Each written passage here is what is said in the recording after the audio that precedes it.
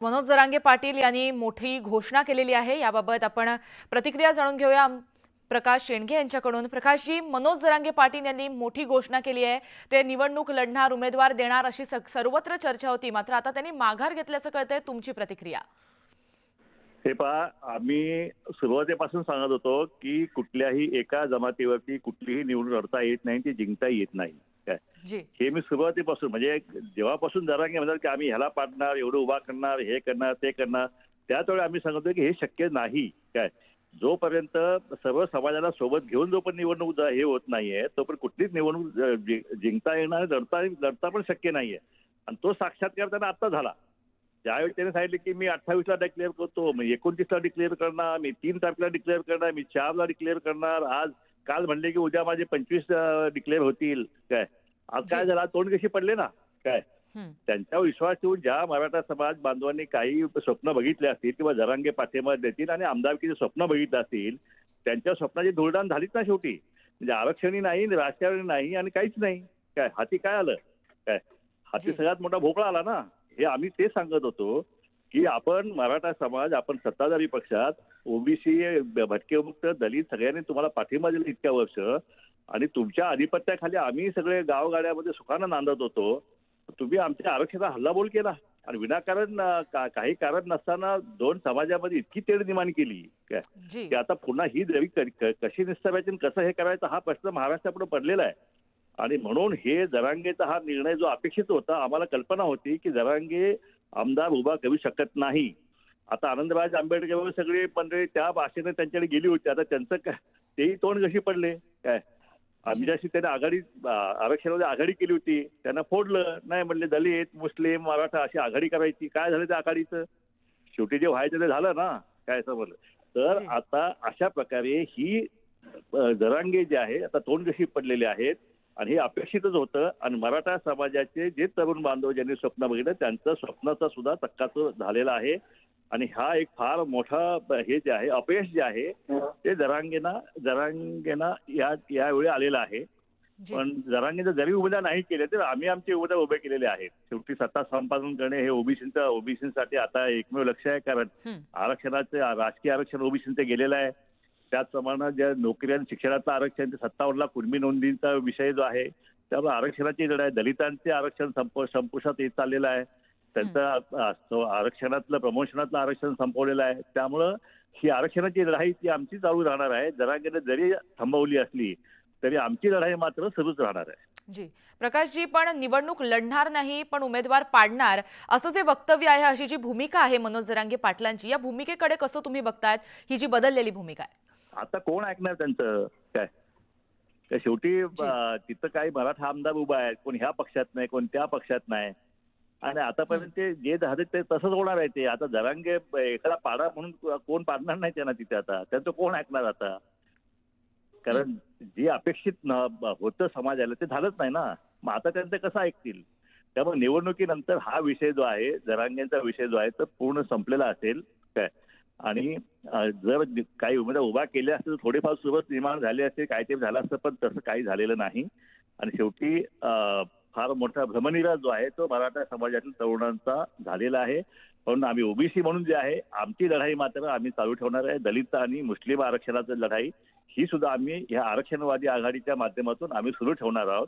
आपल्या माध्यमातून आम्ही सर्व जनतेला आम्ही आवाहन करत आहोत की आपलं आरक्षण गेलेलं आहे, मागासवर्गीय जनतेला ते आरक्षण टिकवायचं असेल तर या निवडणुकीमध्ये आपल्याला ताकदीनं लढावं लागेल आणि शेवटी सत्ता संपादन हे शेवटी आपल्याला करावंच लागेल। धन्यवाद। जी धन्यवाद प्रकाशजी, तुम्ही दिलेल्या प्रतिक्रियेबद्दल। तर मनोज जरांगे पाटील यांनी मोठी घोषणा केली आहे, निवडणूक लढणार नाही मात्र उमेदवार पाडणार असं मोठं वक्तव्य त्यांचं आहे। मनोज जरांगेंनी निवडणुकीतून माघार घेतली आहे। खरं तर आपण काल पाहिलं तर मनोज जरांगे पाटील यांनी मतदारसंघांची घोषणा केली होती, त्याची चर्चा होताना दिसत होती। शेत माल जरी त्याच्यात आला, प्रत्येक शेतकरी जाती धर्माच्या पलीकडचा आनंदी राहत होते बघू। पण एखादी वावटळ आली किंवा एखादी गारपीट झाली किंवा काही आसमानी संकट आलं, ते जातं। तसं या राज्यातल्या जनतेच्या, मराठ्याच्या सुद्धा जनतेत सुद्धा पाटीलच संघर्ष पुजलेला आहे। सरकार आपल्या हिताचं आलं तरी बी आणि आपल्या हिताचं नाही आलं तरी संघर्ष तर प्रत्येकाला करावाच लागतो। त्याला नाविलाज आहे. नाही, त्या संघर्षाचं स्वरूप काय असेल आता काय शेवटी ते बघा, गेल्या 14 महिन्यामधला इतिहास पाहता तुम्ही 5-6 वेळेस उपोषण केलं, त्यानंतर मुंबईला गेले, दौरे केले, बऱ्याच गोष्टी. आता पुन्हा तोच सिलसिला. सळो की पळो करू सोडणार. मराठ्याला उद्देशून आरक्षण नाही दिलं की कार्यक्रम सुरू सोडणार नाही. हा. आणि त्रास देणाऱ्याला सुद्धा मराठ्यांनी सोडायचं नाही. आत्ता निवडणुकी सुद्धा अजिबात सोडायचं नाही. मला फक्त उगा याला पाडा म्हणायचं त्याला पाडा म्हणायचं मलाच नको वाटायला. तुमच्या मनानं तुम्ही करा, पण पुन्हा एकदा समाजाला एक आठवणीनं सांगतो, आपले अर्ज काढून घ्या. आणि दुसरी गोष्ट, कोणाच्याही प्रचाराला कोणाच्याही सभेला जायचं नाही. आपण आपल्या घरी राहायचं, कोणाच्या डोळ्यावर यायचं नाही. याच्या संघ फिरला, त्या उमेदवारासंघ फिरला, ह्या उमेदवारासंघ गोरगरीब फिरले आपले, याच्याशी खाय त्याच्याशी खाय, हे काम आपण नाही करायचं. मराठ्याच्या माणसाने मतदानाच्या दिवशी जायचं, फक्त मतदान करून यायचं आणि मोकळं व्हायचं. कोणाच्या डोळ्यावर मराठा समाजाने यायचं नाही अजिबात. आपण काय त्यांच्या शिया खायला जन्म घेतलेला नाही. त्याच्यामुळं मालक तुम्ही एक, मालक ते नाही आहेत तुमचे. शान के साथ जायचं, शान के साथ मतदान करून यायचं. अजिबात कोणाच्या मागं पुढं फिरायचं नाही, काही नाही. खुशाल आपलं घरी बसून राहायचं.